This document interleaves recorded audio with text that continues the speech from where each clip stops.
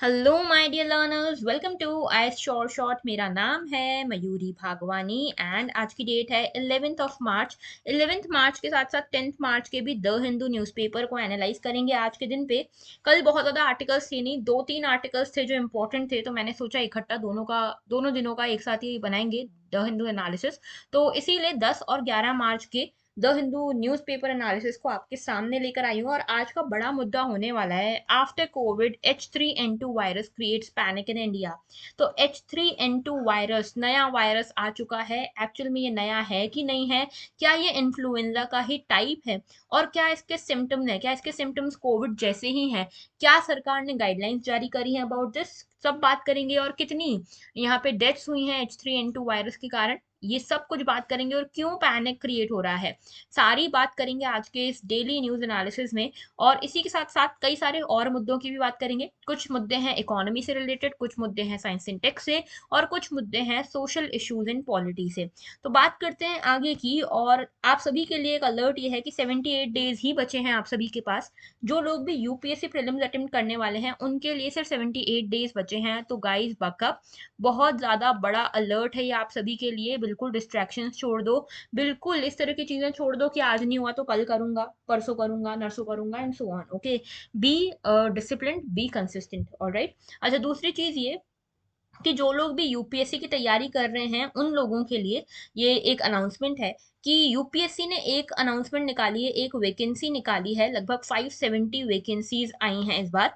कई सालों में एक बार आती हैं ये वैकेंसीज। तो ईपीएफओ की ये वैकेंसीज हैं। अगर आप चाहो तो इसको चेकआउट जरूर करना। मैंने टेलीग्राम चैनल पे भी डाला था इसके बारे में, हमारे व्हाट्सएप ग्रुप में, लक्ष्य वाले व्हाट्सएप ग्रुप में भी डाला था।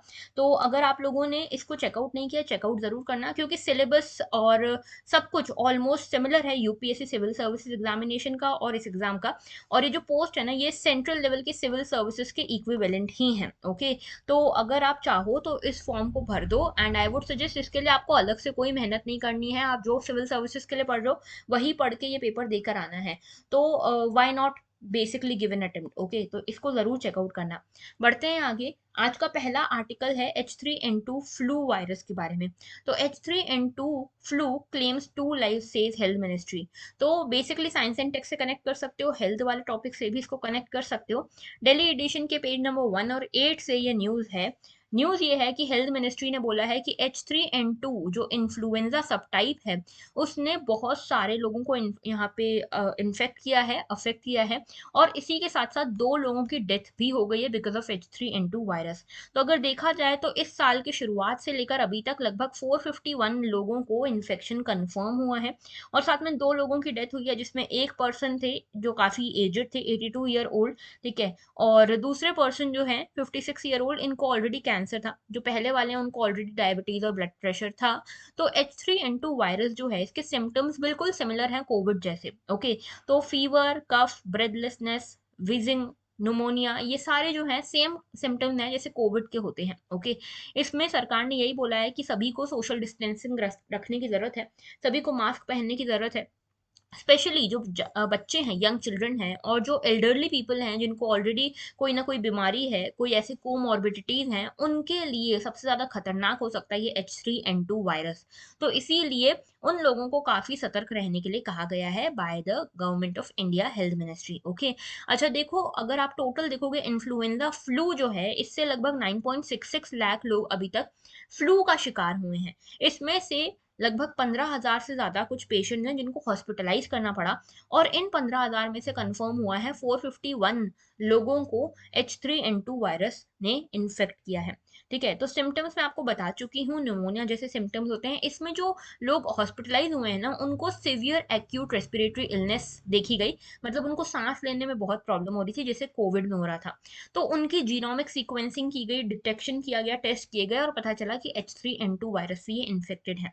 हर साल देखो हमारे देश में 2 सीजन ऐसे आते हैं जहां वायरसेस वगैरह जो है ना बहुत ज्यादा उछलते हैं। ओके, बहुत ज्यादा इन्फ्लुएंजा फैलता है। एक होता है जनवरी से मार्च वाला सीजन, और एक होता है पोस्ट मानसून, मतलब मानसून के बाद वाला सीजन। ओके, तो पोस्ट मानसून वाला तो अभी नहीं है, लेकिन जनवरी टू मार्च वाला सीजन चल रहा है। लेकिन मार्च खत्म होते ही ऐसे लग रहा है कि ये जो केसेस हैं इन्फ्लुएंजा के भी, वो भी कम हो जाएंगे। इसके अलावा एक ड्रग है इसमें ठीक है, जो इस वायरस से आपको बचा सकता है। नाम है इसका ओसेल्टामिविर। ओके, ये ड्रग H1N1 को भी ट्रीट करता है और H3N2 को भी ट्रीट करता है, और अभी के टाइम पे ये फ्री ऑफ कॉस्ट इंडिया में मिल रहा है। ओके, बात करते हैं आगे इन्फ्लुएंजा। देखो H3N2 हो गया, H1N1, आपने सभी ने सुना होगा इन सब के बारे में। ये सब इन्फ्लुएंजा के टाइप है, और इन्फ्लुएंजा एक वायरल डिसीज होता है, वायरस के कारण होता है। वायरस इन्फ्लुएंजा वायरस होता है, इसको ऑर्थोमिक्सो वायरस भी कहते हैं। ओके, ये पैथोजन होता है, orthomyxo virus. Okay, contagious disease है, यानी कि छूने से, आपके ड्रॉपलेट से, बॉडी के ड्रॉपलेट से बड़ी आसानी से ये एक पर्सन से दूसरे पर्सन को इन्फेक्ट कर सकता है। दूसरी चीज ये कि वायरसेस जिसके कारण ये इन्फ्लुएंजा होता है, ये पर्सन टू पर्सन फैलते हैं through the droplets of respiratory fluids. जैसे कि आपने छींका या आपने खांसा, तो उसके दौरान जो ड्रॉपलेट्स आपने रिलीज करे, अगर वो किसी और ने कंज्यूम कर लिए, इनहेल कर लिए, तो उस पर्सन को भी ये इन्फ्लुएंजा वायरस हो सकता है। इसमें इन्फ्लुएंजा ए टाइप का जो वायरस है, ये ह्यूमंस को और एनिमल्स को इन्फेक्ट करता है। इसमें मोस्टली जो ह्यूमंस को या पब्लिक हेल्थ के लिए जो सबसे बड़ा इशू है ना, वो इन्फ्लुएंजा ए वायरस है। इसमें कई सारे टाइप्स हैं। दो बेसिकली इसमें प्रोटीन्स होते हैं, एक होता है हेमाग्लूटिनिन और दूसरा होता है न्यूरामिनिडेज। ओके, इसको HA और Na बोलते हैं। तो ये हेमाग्लूटिनिन और न्यूरामिनिडेज का कंपोजिशन क्या है, उसी बेसिस पे नाम दिया जाता है H3N1, H3N2, H1N1। इस तरह के नाम इन दोनों प्रोटीन्स के बेसिस पे दिए जाते हैं, लेकिन ये सब जो है सब टाइप्स हैं इन्फ्लुएंजा ए वायरस के। इसके सिम्टम्स कॉमन है, फीवर, रेस्पिरेटरी सिस्टम में प्रॉब्लम्स होना, ठीक है, अक्यूट रेस्पिरेटरी इलनेस होना, वॉमिटिंग होना, नोजिया होना, बॉडी एक, डायरिया, प्रोमिनेंट सिम्टम्स ये सब हैं इस वायरस के। नाउ बात करें H3N2 इन्फ्लुएंजा की, तो H3N2 को हांगकांग फ्लू भी कहा जाता है, याद रखना बहुत इंपॉर्टेंट है। हांगकांग फ्लू कहा जाता है, ये इन्फ्लुएंजा ए वायरस का ही सब टाइप है, और इसमें मेजरली होती है respiratory illness among the humans. Okay, इसमें देखो अभी तक कई बार आउटब्रेक हुआ है इस तरह के इन्फ्लुएंजास का। ओके, और नए नए इन्फ्लुएंजा सब टाइप बनते रहते हैं। आप देख पा रहे हो इमेज में कि मेजरली इशू यहाँ पे होता है रिगार्डिंग द रेस्पिरेटरी सिस्टम, और साथ में कफिंग, स्नीजिंग, ये सारी प्रॉब्लम्स होती है जैसे वायरल डिसीज होते हैं ना, वैसी। तो अभी जो ये सडन आउटब्रेक हो रहा है, उसके पीछे रीजन क्या है? रीजन है एयर पॉल्यूशन का बढ़ना, एक बड़ा रीजन है एयर पॉल्यूशन का बढ़ना। लेकिन ये कहा जा रहा है कि जैसे जैसे वेदर चेंज होगा अप्रैल तक, जैसे जैसे एयर पॉल्यूशन कम होगा या टेम्परेचर इंक्रीज होगा, वैसे वैसे ये जो वायरल इन्फेक्शन है इन्फ्लुएंजा A H3N2, ये भी कम होता जाएगा। यहाँ पे देखो ये H3N2 वायरस के बारे में कुछ और चीजें बताई गई है। सिम्टम्स मैंने आपको बताया, फीवर, कफ, रनी नोज, बॉडी एक, नोजिया, वॉमिटिंग, डायरिया, ये सारे इसके इश्यूज हैं, सिम्टम्स हैं। इसमें आपको करना क्या चाहिए? करना ये चाहिए कि आपको जो कोविड में कर रहे थे ना, वही सेम चीजें, हाइजीन मेंटेन करना है, अपना सैनिटेशन मेंटेन करना है, हैंड्स बार बार वॉश करने हैं, मास्क यूज करना है, क्राउड्स में जाना अवॉइड करना है, बार बार अपने आईज को, अपने नोज को टच मत कीजिए, क्योंकि अगर आप ऐसा करेंगे तो आपके हाथ में लगे हुए जितने भी वायरस हैं, जितने भी बैक्टीरियाज हैं, वो आपकी नोज और आइज को अफेक्ट कर सकते हैं। पैरासिटामोल आप ले सकते हैं फीवर के लिए, बॉडी एक के लिए। डोंट्स क्या है कि आपको एंटीबायोटिक्स बहुत ज़्यादा नहीं लेने हैं, डॉक्टर्स के कंसल्टेशन के बिना एंटीबायोटिक्स नहीं लेने हैं, बार बार लोगों से हाथ नहीं मिलाना है, लोगों से बार बार फिजिकल कांटेक्ट नहीं करना है। एंटीबायोटिक्स क्यों नहीं लेने हैं ज़्यादा? क्योंकि देखो एंटीबायोटिक्स जो है ना, ये बैक्टीरिया को ट्रीट करते हैं, ठीक है, जो बैक्टीरिया से रिलेटेड प्रॉब्लम होती है ना, उसको ट्रीट करते हैं।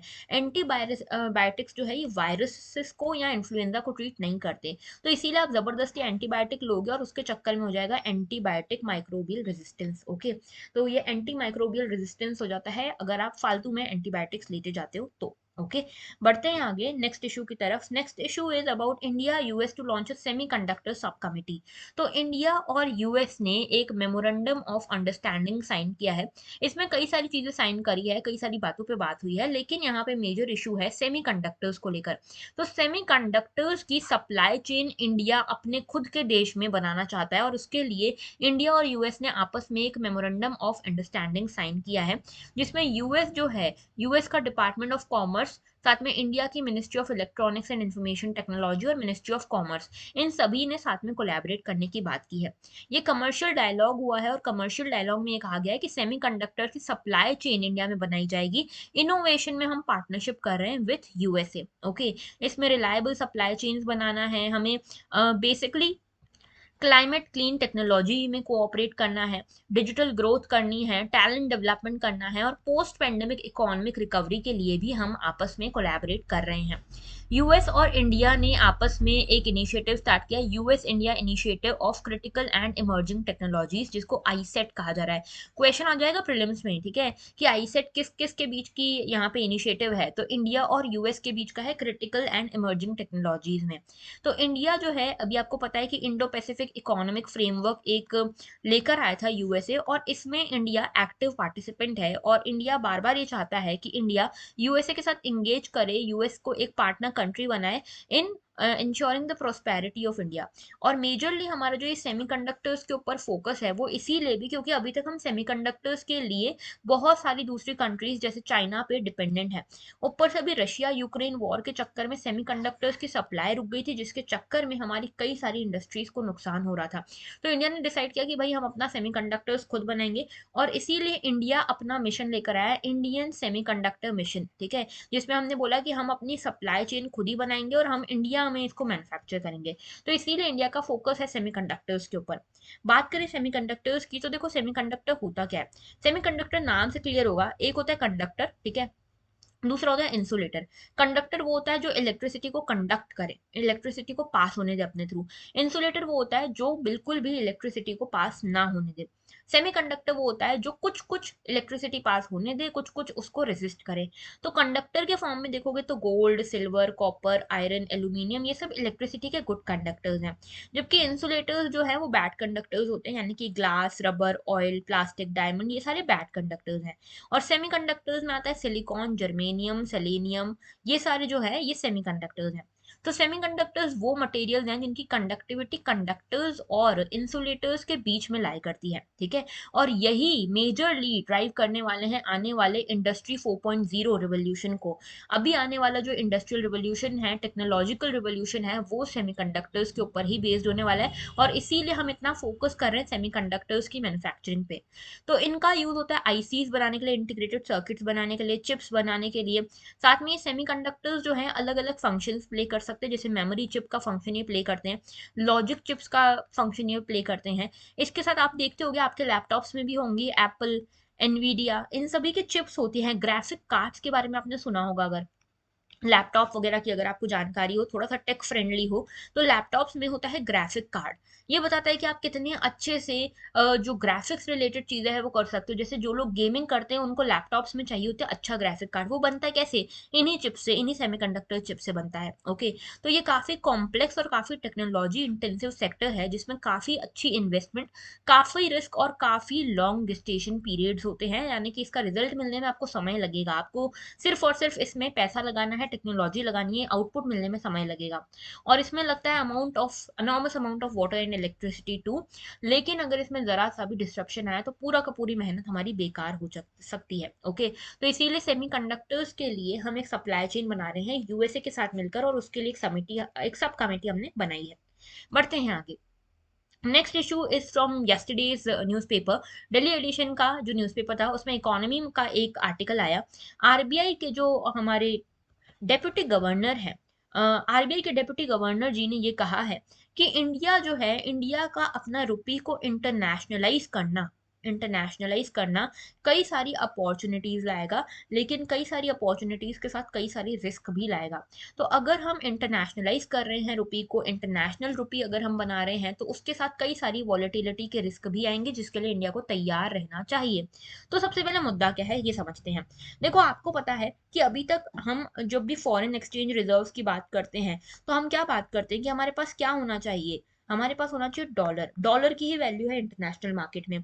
क्यों? क्योंकि हर कोई यहाँ पर ट्रेड कर रहा है डॉलर्स में। तो जितनी कोई भी करेंसी का इंटरनेशनल ट्रेड में ट्रांजैक्शन होता है, उतना उसका इंटरनेशनलाइजेशन बढ़ता है। जैसे अगर मैं बोलूँ कि रुपी का मुझे इंटरनेशनलाइजेशन करना है, इसका मतलब ये है कि इंटरनेशनल मार्केट में, इंटरनेशनल ट्रेड में ट्रांजैक्शन के लिए मैं रुपी को यूज करूँ, जैसे कि इंडिया अभी कर भी रहा है। देखो, आप सभी को पता है रशिया यूक्रेन वॉर हुआ, उसके बाद रशिया के ऊपर लग गए हैं सैंक्शन, और रशिया से हम डॉलर्स में ट्रेड नहीं कर सकते, क्योंकि इसको जो हमारा स्विफ्ट सिस्टम है उसे बाहर निकाल दिया गया है, बैंकिंग सिस्टम से बाहर निकाल दिया गया है।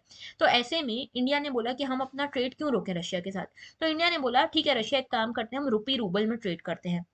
इससे क्या होगा, हमारा जो इंटरनेशनल एक तरह से इंडिया और रशिया के बीच में ट्रांजैक्शन है ना, तो इंटरनेशनल ट्रांजैक्शन है और उसमें हम रुपी को इंट्रोड्यूस कर रहे हैं। तो बेसिकली इंटरनेशनल लेवल पे हम रुपी का ज़्यादा यूज़ कर रहे हैं, and that is known as internationalisation of rupee. Okay, तो थोड़ा सा इसको डिटेल में समझते हैं। Internationalisation of the rupee entails using it more frequently in cross border transactions. तो क्रॉस बॉर्डर ट्रांजैक्शंस के लिए जब आप रुपी को ज़्यादा यूज़ करते हो, उसको कहते हैं इंटरनेशनलाइजिंग ऑफ रुपी। ओके, वैसे हम डॉलर्स यूज करते हैं, अगर डॉलर्स ना यूज करके रुपी को यूज करें इंटरनेशनल ट्रेड में, दैट इज इंटरनेशनलाइजेशन। ओके, तो याद रखना कि कन्वर्टेबिलिटी का इशू आता है यहाँ पे। जैसे अगर आप देखोगे कैपिटल अकाउंट्स में, तो कैपिटल अकाउंट में before moving on to capital account usages, it comprises promoting the use of rupee in import and export trade. तो देखो एक चीज समझो, करंट अकाउंट होता है और कैपिटल अकाउंट होता है, दो अकाउंट होते हैं, ठीक है, इसके बारे में डिटेल में बताऊंगी आगे। तो करंट अकाउंट और कैपिटल अकाउंट होता है। करंट अकाउंट में मेजरली एक्सपोर्ट इंपोर्ट्स होते हैं, और कैपिटल अकाउंट में जो भी इन्वेस्टमेंट हो गए, लोन्स हो गए, इस तरह की चीजें होती है, ठीक है। तो करंट अकाउंट के जितनी भी ट्रांजैक्शन होते हैं उसमें रुपी की कन्वर्टेबिलिटी फुल है, ठीक है। यानी कि आप पूरी तरह से रुपी को फॉरेन एक्सचेंज के हिसाब से कन्वर्ट कर सकते हो दूसरी करेंसी में। तो करंट अकाउंट की कन्वर्टेबिलिटी पूरी पूरी है, इसीलिए हम इम्पोर्ट एक्सपोर्ट में बहुत अच्छे तरीके से रुपी को यूज कर सकते हैं, क्योंकि ये बहुत अच्छे से बहुत आराम से कन्वर्ट हो जाएगा जिस भी दूसरे के साथ हम ट्रेड करेंगे। जैसे अभी रुपी रूबल ट्रेड हो रहा है, तो हम इंपोर्ट एक्सपोर्ट में रुपी यहाँ से भेज रहे हैं और वहां पे वो रूबल में कन्वर्ट हो जा रहा है, तो कन्वर्टेबिलिटी फुल है। लेकिन कैपिटल अकाउंट में कन्वर्टेबिलिटी फुल नहीं है, पार्शियल है। तो इंडिया में कन्वर्टेबिलिटी का भी एक इशू है कि रुपी जो है वो करंट अकाउंट में तो फुल्ली कन्वर्टेबल है for the exports and imports, but India के कैपिटल अकाउंट कन्वर्टेबिलिटी फुल नहीं है। अगर आज के टाइम पे देखोगे तो इंटरनेशनल मार्केट में सबसे ज्यादा करेंसी अगर कोई यूज हो रही है तो that is of course dollar. 88% transaction में डॉलर का यूज हो रहा है। उसके बाद आता है हमारा रूबल, और ये सारे जो चाइना के करेंसी है, जापान की युआन है, ये सारी करेंसीज आती है। रुपी जो है इसका टोटल जो ग्लोबल ट्रेड में शेयर है दैट इज लेस देन 1.7%। आज का आप लोगों का होमवर्क ये है कि मुझे बताना कि चाइना की, जापान की और साथ में इंडोनेशिया की कौन कौन सी करेंसीज हैं। ओके, जरूर बताना मुझे, और एक और बताना इंग्लैंड की। ओके, इंग्लैंड की, इंडोनेशिया की, चाइना की कौन कौन सी करेंसीज है, नाम क्या है करेंसी के। ओके, अच्छा अभी देखो क्या हो रहा है ना कि डॉलर्स के ऊपर बहुत हम एक्सेसिवली डिपेंड करते हैं। अगर कहीं पे भी देखो वर्ल्ड में कुछ भी झटके लगते हैं, कुछ भी वर्ल्ड में इश्यूज आते हैं, तो उसके चक्कर में इंडिया डायरेक्टली अफेक्ट होता है। क्यों? क्योंकि हमारे यहाँ पे भी डॉलर्स को हमने बचा के रखा है फॉरेन एक्सचेंज के लिए, ट्रेड करने के लिए। अगर डॉलर की कीमत एकदम से शूट अप करेगी या एकदम से शूट डाउन करेगी, तो उसके चक्कर में रुपी को भी इन्फ्लुएंस होता है। तो डॉलर के ऊपर हमारा डिपेंडेंस बहुत ज्यादा है, क्योंकि जैसे ही ग्लोबल इन्फ्लेशन आया, इकोनॉमिक क्राइसिस आया, तो हमें भी उससे निपटना पड़ता है। इससे अच्छा ये है कि अगर हम रुपी में ही ट्रांजैक्शन करें तो रुपी को हम काफी हद तक कंट्रोल कर सकते हैं अपने हिसाब से। अभी क्या होता है, डॉलर में यहाँ पे बढ़ोतरी हो रही है तो रुपी डिप्रिशिएट हो रहा है जबरदस्ती, ठीक है। तो अगर रुपी इंटरनेशनलाइज हो जाएगा तो इंडिया को यूएस डॉलर पर डिपेंड ही नहीं करना पड़ेगा। अभी देखो अगर आप समझोगे तो यूएसए के ऊपर सबसे कम बर्डन रहता है। क्यों? क्योंकि यूएसए को पता है कि सारा ट्रांजैक्शन मुझे डॉलर में ही करना है, मुझे कोई नई करेंसी नहीं लानी है। यूएसए इतनी आराम से कैसे सैंक्शंस लगा देता है दूसरी कंट्रीज के ऊपर, क्योंकि यूएसए को पता है कि ये सारी कंट्रीज मेरी करेंसी में डॉलर में ट्रेड करती हैं, अगर मैं इनको डॉलर देना बंद कर दूं तो इनके ऊपर सैंक्शन लग जाएगा। तो वो पावर है यूएसए के पास, जो कि इंडिया के पास भी होनी चाहिए, और इसीलिए we are trying for the internationalisation of rupee. Okay, अब देखो इसके एडवांटेजेस क्या है इंटरनेशनलाइजेशन के। इंटरनेशनलाइजेशन का पहला एडवांटेज ये है कि करेंसी वैल्यू अप्रिशिएट होती है। जैसे जैसे रुपी को आप ट्रांजैक्शन में यूज करोगे इंटरनेशनल ट्रांजैक्शन में, वैसे वैसे इंटरनेशनल मार्केट में रुपी की डिमांड बढ़ेगी, और जिस भी चीज की डिमांड बढ़ती है उसके भाव बढ़ते हैं, यानी कि उसका अप्रिसिएशन होता है। दूसरी चीज, एक्सचेंज रेट वॉलेटिलिटी कम हो जाएगी। अभी क्या होता है, आप डॉलर्स में ट्रेड करते हो इंटरनेशनल लेवल पे, और डोमेस्टिक लेवल पे हमारा रुपी चलता है। जरा सा कुछ हुआ नहीं तो डॉलर के हिसाब से रुपी भी यहाँ पे वॉलेटाइल हो जाता है। तो रुपी डिनोमिनेटेड पेमेंट्स जो हैं अगर वो होंगी, इंटरनेशनल लेवल पे भी आप रुपी में ही ट्रेड कर रहे हो, तो प्राइस वॉलेटिलिटी घट जाएगी। मतलब ऐसा नहीं कि रुपी का जो एक्सचेंज रेट है एकदम से बढ़ गया, एकदम से घट गया, क्योंकि अब आप डॉलर्स पे डिपेंडेंट ही नहीं हो ना। इसके अलावा आप सेविंग्स भी कर पाओगे इंडिया के फॉरेन रिजर्व्स में, क्योंकि आपको रुपी में ही सेविंग्स करनी है। सरकमवेंट सैंक्शंस, अब हमको सैंक्शन से भी डरने की जरूरत नहीं है। यूएसए क्या करता है, सैंक्शन लगा देता है। अभी यूएसए ने क्या किया, रशिया के ऊपर सैंक्शन लगा दिया कि रशिया से कोई भी माल नहीं खरीदेगा, क्योंकि हम इनको सिस्टम से, स्विफ्ट सिस्टम जो बैंकिंग सिस्टम है उससे ही बाहर निकाल रहे हैं, और ये डॉलर्स की करेंसी में कोई भी चीज ले या दे नहीं पाएंगे। तो इसीलिए इंडिया ने बोला ठीक है रशिया, हम आपके साथ अपनी करेंसी रुपी और रूबल में ट्रीट करेंगे, तो हमारे ऊपर सैंक्शंस का फर्क नहीं पड़ेगा अगर हम रुपी में ही ट्रीट करना स्टार्ट कर दें। और साथ में ग्लोबल इकोनॉमिक इकोनॉमिक पावर भी हमारी बढ़ेगी, हमारी स्टैंडिंग, हमारा रेप्यूट भी बढ़ेगा, ओके, हमारी सॉफ्ट पावर भी बढ़ेगी। लेकिन कुछ रिस्क है। रिस्क है पहला मॉनेटरी पॉलिसी पे। अगर हम रुपये का इंटरनेशनलाइजेशन कर देंगे तो हम यहाँ पे लोकल इकोनॉमिक डिमांड्स पे यहाँ तो रह जाएंगे रिस्ट्रिक्टेड, या तो इंटरनेशनल डिमांड्स पे रिस्ट्रिक्ट रह जाएंगे। हम दोनों को बैलेंस नहीं कर पाएंगे, ओके। दूसरी चीज़ ये कि इसके कारण इंडियन इकोनॉमी ज़्यादा ससेप्टेबल हो जाएगी इंटरनेशनल इकोनॉमिक फ्लक्चुएशन से। अभी क्या होता है, अभी हमको ज़्यादा से ज़्यादा अगर डॉलर कहीं पे महंगा हो रहा है तो उसके कारण हमको एक्सटर्नल सेक्टर में फ़र्क पड़ता है। लेकिन कल को अगर हमने रुपये को उतार दिया वर्ल्ड मार्केट में और रुपी ऊपर नीचे हुआ तो हमारा लोकल मार्केट भी यहाँ पे अफेक्ट होगा, डोमेस्टिक मार्केट भी अफेक्ट होगा along with the external one. इसके अलावा managed currencies have been utilised to protect the economy from the damages during economic crisis. It may not be the case any more. तो अभी हम बार बार बोल रहे हैं कि हम इकोनॉमिक क्राइसिस से बचना चाहते हैं, लेकिन अभी का जरूरी नहीं कि उसी हिसाब से इकोनॉमिक क्राइसिस आए और हम बच जाए। तो बेसिकली ये था इंटरनेशनलाइजेशन ऑफ रुपी, और आरबीआई के डिप्टी गवर्नर ने कहा है कि इंटरनेशनल करेंसी वो होती है जो कि फ्रीली अवेलेबल होती है नॉन रेसिडेंट्स को, और जिसको आप असेंशियली सेटल कर सकते हो जिसके थ्रू क्रॉस बॉर्डर ट्रांजैक्शन को। तो अगर आपने किसी और कंट्री से कोई ट्रांजैक्शन किया, आप उसको रुपी देकर वो ट्रांजैक्शन निपटा सकते हो। लेकिन इसके साथ आते हैं कई सारे इश्यूज। देखो, इसमें कोई शक नहीं है कि इसके साथ कई सारे एडवांटेजेस और अपॉर्चुनिटीज आएंगे, लेकिन कई सारे इसके साथ इश्यूज भी आएंगे, रिस्क भी आएंगे, ग्लोबल रिस्क आएंगे। अगर कुछ भी ऊंच नीच होती है ग्लोबल लेवल पे तो हमारी रुपये की करेंसी एकदम से डिप्रिशिएट कर सकती है, और उसके चक्कर में हमारा पूरी इकोनॉमी को बड़ा झटका लग सकता है। तो वॉलेटिलिटी से हमको बचना है बेसिकली। बढ़ते हैं नेक्स्ट इशू की तरफ, which was again yesterday's issue, centre to consider safe harbour clause in IT law. हुआ क्या है, देखो आप सभी को पता होगा इंफॉर्मेशन टेक्नोलॉजी एक्ट है हमारे पास, लॉ है हमारे पास, कब का, ईयर 2000 का।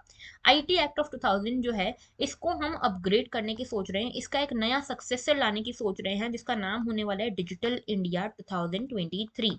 ये डिजिटल इंडिया एक्ट आ रहा है 2023 का, बहुत जल्दी पार्लियामेंट में पेश किया जाएगा। और इस डिजिटल इंडिया एक्ट में आईटी लॉ के अंतर्गत एक प्रोविजन था सेफ हार्बर का।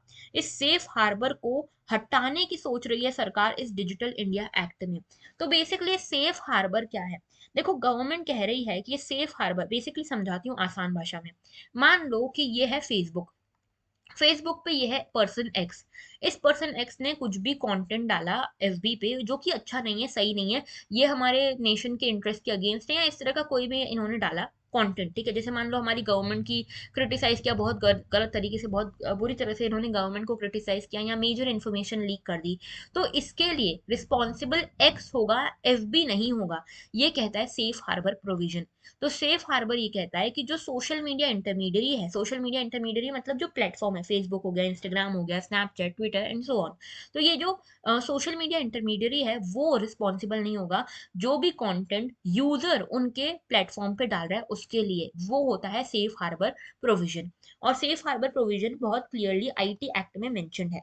तो सेफ हार्बर जो है बहुत सालों से चला आ रहा है आईटी एक्ट में, फिर इसके अलावा डिजिटल मीडिया एथिक्स कोड वगैरह में भी रहा है ये, ठीक है। लेकिन गवर्नमेंट सोच रही है कि इसको हटा दिया जाए।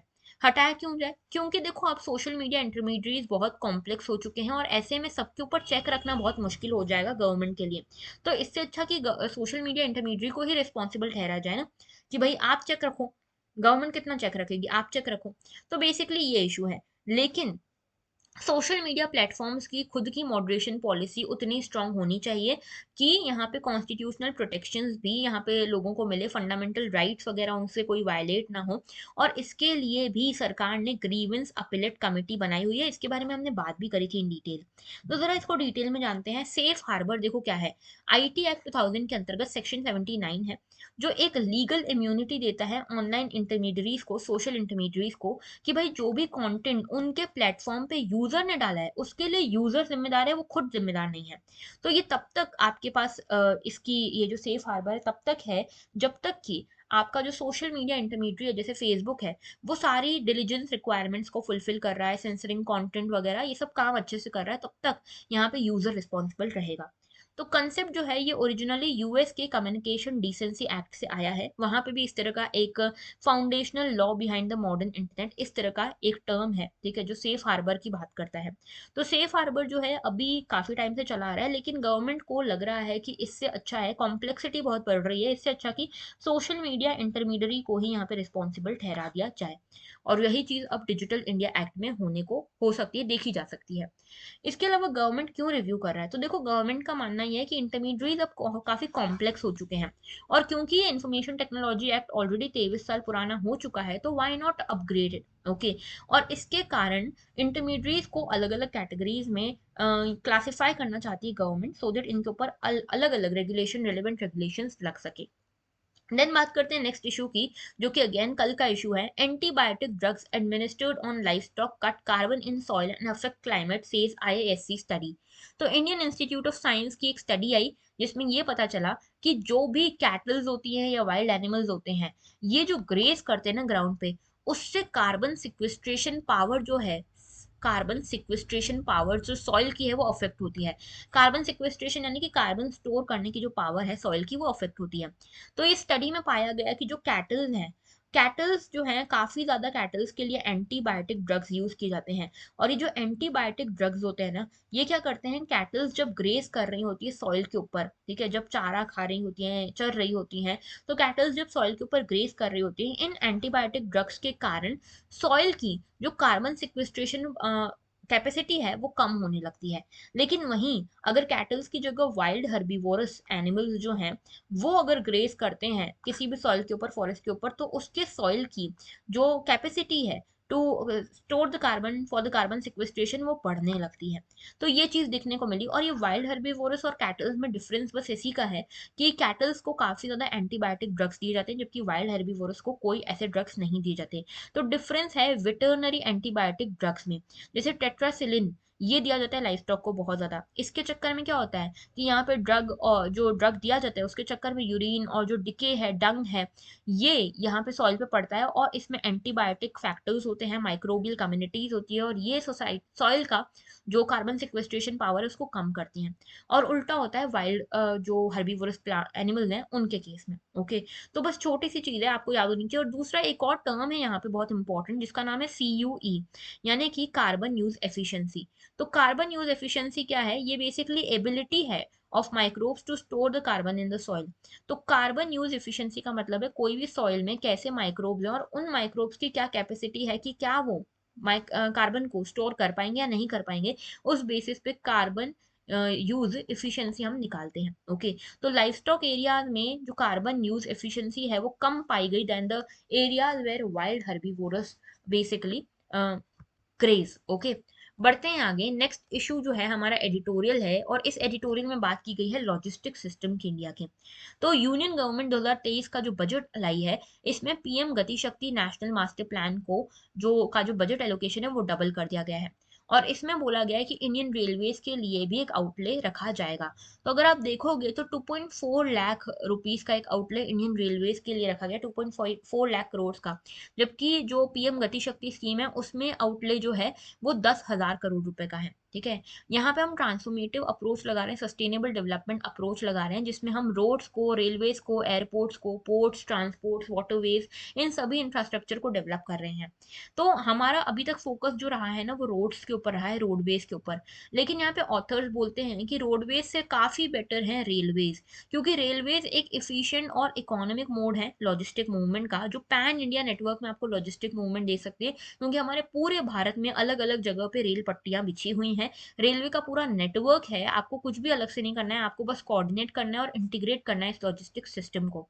तो टारगेट ये है कि हम रेलवेज में जो फ्राइट मूवमेंट टोटल होता है ना हमारे देश में, जितना भी फ्राइट मूवमेंट होता है, जितना भी माल इधर से उधर भेजा जाता है, उसमें रेलवेज का कंट्रीब्यूशन 27% है। इसको बढ़ाना है बाय टू 45%, ओके। और इसमें हमको कोशिश करनी है कि फ्राइट मूवमेंट में लगभग 1.2 बिलियन टन से 3.3 बिलियन टन को हम ट्रांसपोर्ट कर सकें बाय 2030। ये पीएम गति शक्ति स्कीम का बेसिकली एम होने वाला है। अब देखो कन्वीनियंस ओवर कॉस्ट की बात करें, तो देखो अभी तक क्या होता है कि फ्राइट मूवमेंट सबसे ज्यादा रोड ट्रांसपोर्ट के थ्रू होता है। लगभग 65% फ्राइट मूवमेंट सिर्फ और सिर्फ रोडवेज के थ्रू होता है। इसके चक्कर में क्या होता है, कंजेशन बढ़ जाता है, पोल्यूशन बढ़ता है। इसके साथ साथ कॉस्ट एस्केलेशन भी होता है, क्योंकि आपको बहुत टाइम लगता होता है एक जगह से दूसरी जगह पहुंचने में, क्योंकि रोडवेज आप यूज कर रहे हो, उसके चक्कर में आपको बहुत टाइम लगता है और उसका कॉस्ट भी आपको पे करना पड़ता है। तो इंक्रीज अडॉप्शन अगर आप रेलवेज का करते हो तो बड़ी आसानी से कार्गो मूवमेंट हो पाएगा। इंडिया की लॉजिस्टिक कॉम्पिटिटिवनेस बढ़ पाएगी, क्योंकि हमारा कॉस्ट कम हो जाएगा ना, डिले कम होगा। एक पट्टी बिछी हुई है, रेलवे ट्रैक है, अब उस पे जाना है, उसमें तो डिले होगा नहीं। तो इसीलिए कॉस्ट हमारा कम हो जाएगा, और फ्राइट मूवमेंट जो अभी हाईएस्ट है रूट सेक्टर में, उसको हम रेल सेक्टर में डाइवर्ट कर सकते हैं। ओके, तो बेसिकली रेलवेज इंडिया में अपना फ्राइट शेयर खोती जा रही है, जबकि उनका फ्राइट शेयर बढ़ना चाहिए। अब देखो कौन सी किस तरह का फ्राइट जाता है, तो कोल हो गया, आयरन ओर्स हो गई, सीमेंट हो गया, ये जो हैवी मटेरियल, बल्क मटेरियल, वो जाता है यहाँ पे रोडवेज के थ्रू, जबकि इसको जाना चाहिए रेलवेज के थ्रू। इसमें टीईयू एक टर्म है, 20 फुट इक्विवेलेंट यूनिट, ये जो है कार्गो कैपेसिटी को दिखाता है।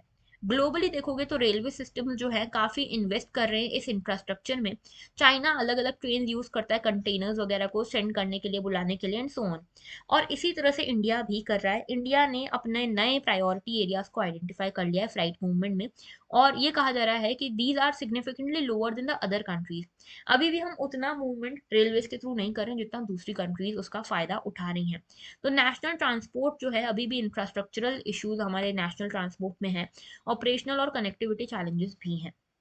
तो बेसिकली जो टर्मिनल इंफ्रास्ट्रक्चर है वो ही हमारे पास नहीं है, साथ में वेयर हाउसेज नहीं है, हमारे पास अनसर्टेन सप्लाई है वैगॉन्स का, इंफ्रास्ट्रक्चरल चैलेंजेस हैं, कस्टमर हमारा उतना इंटरेस्टेड नहीं है रेलवेज के कार्गो वगैरह वाले काम में, नेटवर्क कंजेशन बहुत ज़्यादा है। इन सभी चीज़ों के कारण जो हमारा रोडवेज के ऊपर जो ट्रैफिक है वो बहुत बढ़ जाता है।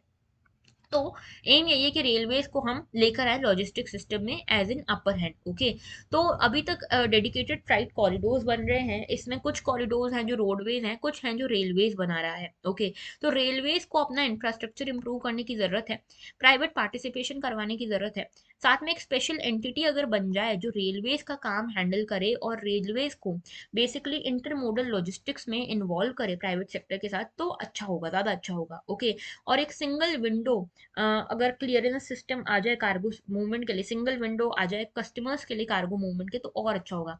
हम यहाँ पे ऊबर टाइप के मॉडल्स भी चला सकते हैं।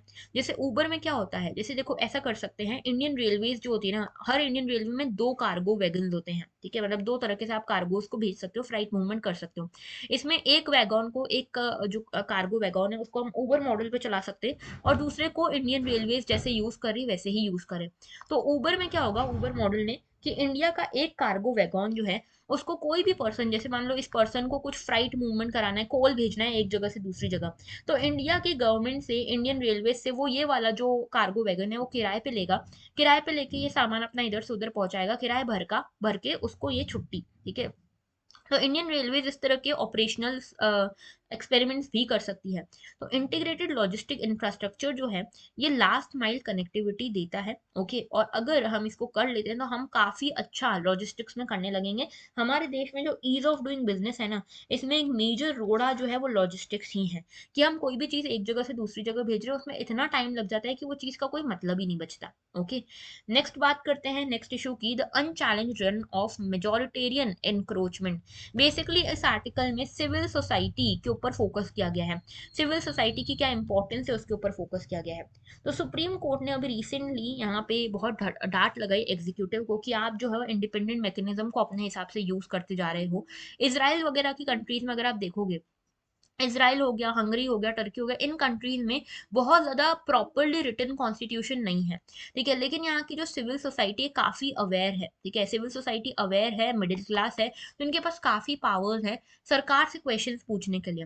तो अभी आप देखोगे प्री कंडीशन क्या होती है डेमोक्रेटिक इंस्टीट्यूशन की हेल्दी फंक्शनिंग की, प्री कंडीशन ये होती है कि उसको पॉलिटिकल लेजिटिमेसी तो हो, उस गवर्नमेंट को लेजिटिमेसी तो हो, उस गवर्नमेंट को चुना तो हो सबने, लेकिन साथ में एक सिविल सोसाइटी बेस भी हो जो कि यहाँ पे चेक्स एंड बैलेंसेस रखे।